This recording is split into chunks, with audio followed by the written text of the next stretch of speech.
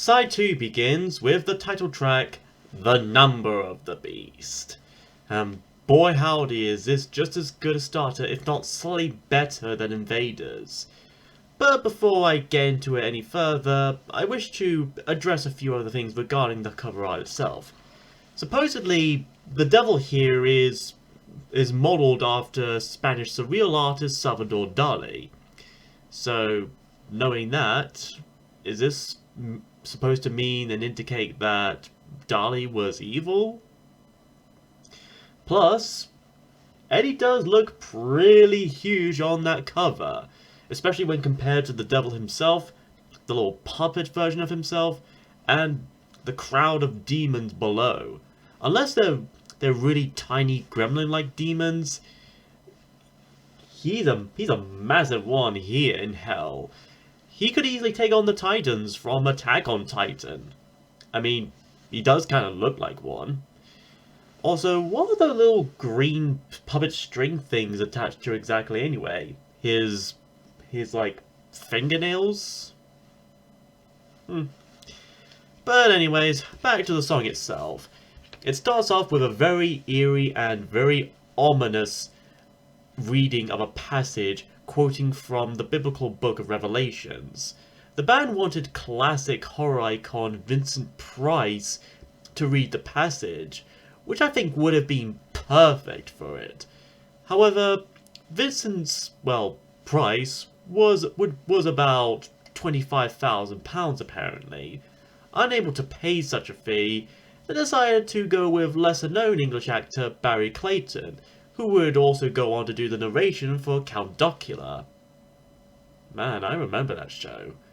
That was weird, and I still love it. As for Price himself, he would go on to narrate a Tim Burton short film, as well as another well-known hit single that also shares the name as his respective album. Michael Jackson's Thriller, all within the same year.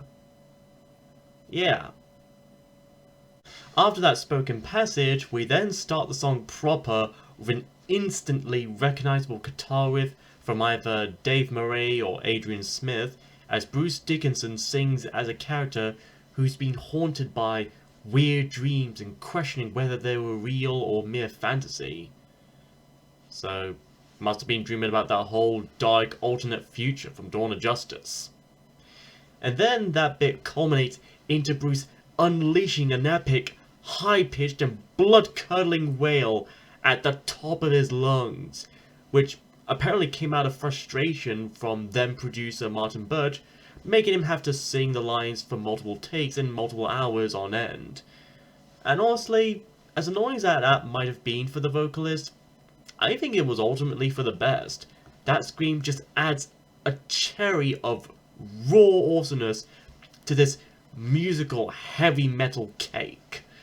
The rest of the lyrics there are essentially just describe the setting. A ritual on a dark night with blazing torches and chanting praises. And seeing all this starts to really drive our character to the point of questioning reality and their own sanity. He expresses a desire to inform the law of all this, but he soon falls into a deep state of madness and insanity as Clive Burr's slamming drums closes out once more. Which I suppose may explain the whole straitjacket motif of the next album. And of course, as I might have brought up earlier, this album, and in particular this song and all the artwork with it, had stirred up quite a few people when it first came out, particularly heavily religious people in the States. Convinced the band were genuine Satanists, they set out with protests of gigs and public burnings of records. And of course, the band members themselves were very quick to refute the mad accusations, with bassist Steve Harris saying, as quoted, "They completely got the wrong end of the stick. They obviously hadn't read the lyrics, they just wanted to believe all that rubbish about us being Satanists," unquote. And in a way, he's very much right. It's very clear those people didn't actually listen to any of the album itself for context, and as a result just caused a Streisand effect. They were just kind of was just kind of jumpy and kind of paranoid because it was just called The Number of the Beast. And that was enough to convince them that they were evil.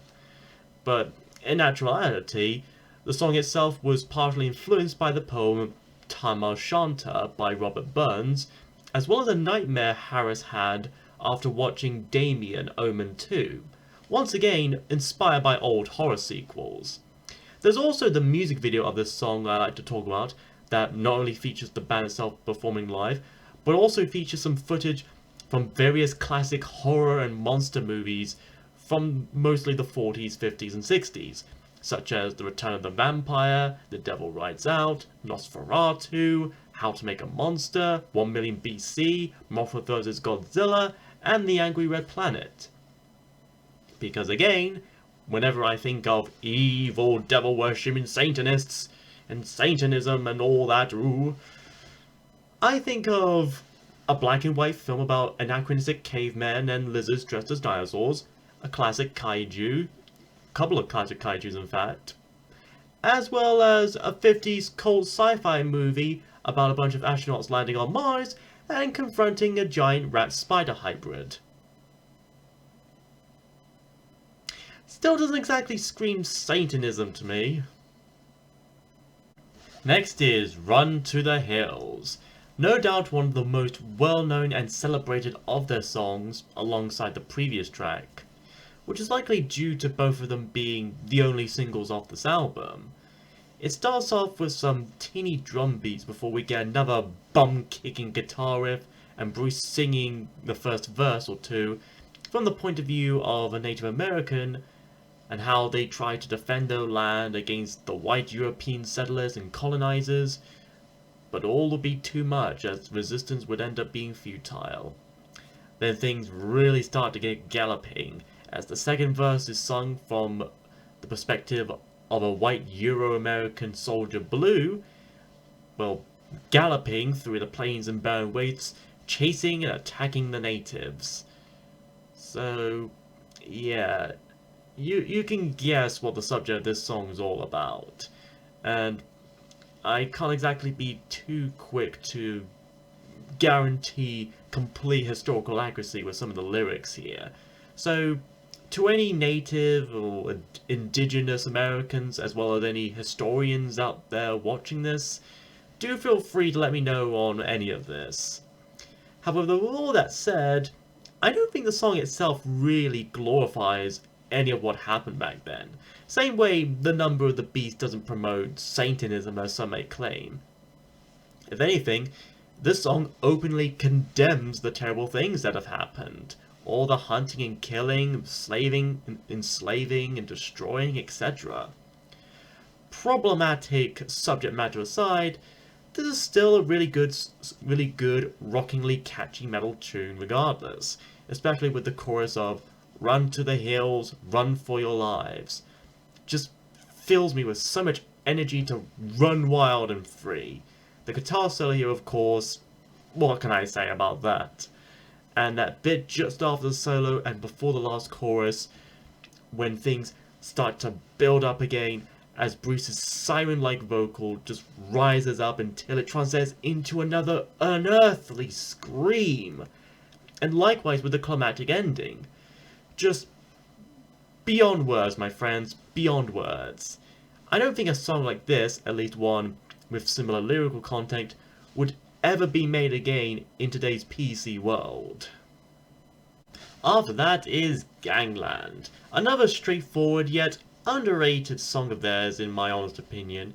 This one mostly dealing with gangsters and how easily they can turn on each other, and if one tries to run and escape the mob, they could easily be hunted down and murdered. How some would kill for gain or revenge or even both. And in this Gangland, jailbirds die, murders up for sale, and dead men tell no tales. So I guess Iron Maiden predicted that fifth Pirates of the Caribbean film. Still though, I'm sure many people would prefer this song over Pirates 5. Now at this point, I feel a need to address another song that was made during the sessions of this album, but didn't make the final cut. At least when it first came out, Total Eclipse. You see, when Run to the Hills was planned to be released as the single, the first, before the release of the album itself, the band had to choose between Gangland and Total Eclipse to be the potential B-side, while the other would be on the album. So they rushed their choice and went with Total Eclipse as the B-side, while Gangland went to the album track list. Since then, they openly regretted that hasty decision, Harris himself especially saying that the album as a whole would have been far better if Total Eclipse was on it instead. And listening to both tracks, I can kind of get what they're feeling. As much as Ganglands is decent in its own right, it does in some way fit more like a kind of B-side song or a prototype to Ace's High, while Total Eclipse is a touch longer and it feels much more grandiose, both musically and lyrically. It containing quite a bit of apocalyptic imagery, such as ashes turning to ice, fires freezing up, shadows cast over the sky, etc.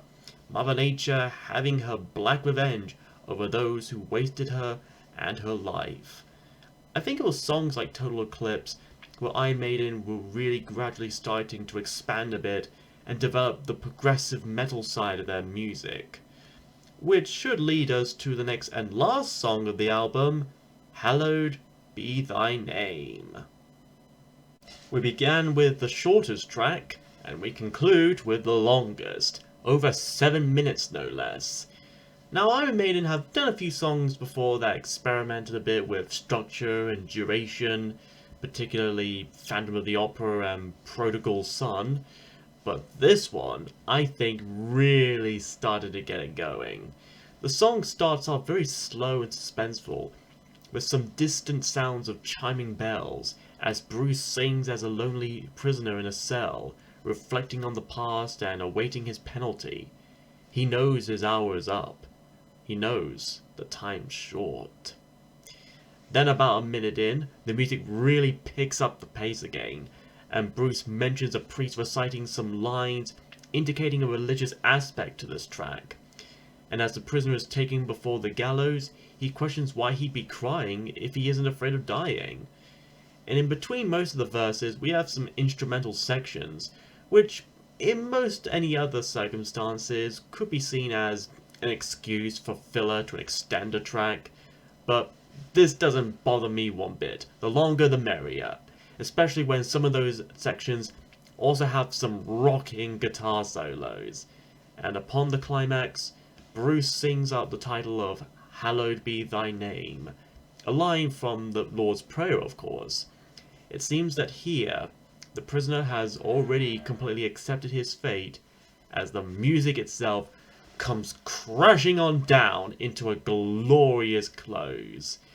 This song is philosophical rock and roll. It is a heavy metal soliloquy and is a worthy ender to this album, and I ultimately love it for all that, among other reasons. And after all that had been said and done, this album, The Number of the Beast, is just excellent. If you're able to set aside prejudgments about this being satanic or whatever, you are greeted with some awesome, high-energy, rock and roll, 80s heavy metal music. This was the album right here that really put Iron Maiden on the map. That got Bruce Dickinson, that proved that he could be just as good a vocalist, if not the most iconic voice of Iron Maiden. And it's so much so that even after he left, after Fear of the Dark in 92, he would eventually return several years later, and he would still be the main singer of it since. It is that good. And many of the songs here are just instantly classics. The title track, of course, as well as Run to the Hills, Children of the Damned. It is a metallic beauty from beginning to end. Some tracks may drag on a bit or may not reach the high caliber that others have, but as is as a whole, it is still worth it, and it's still awesome. And I'd recommend this, but chances are people out there already have. If you like to get into some heavy metal music or you like to get into this band, I say buy this any way you can. CD, vinyl, cassette, digital streaming, any way you can. Just check out this album, listen to all the songs, you won't be disappointed. What else can I say but this album is up the irons. Next time, we look at another 80s album by another classic hard rocking band. Here we go again on our own. Going down the early road. We'll ever know.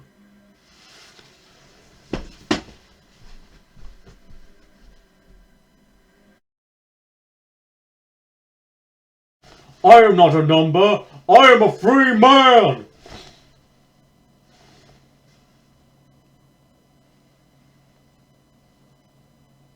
I always wanted to do that.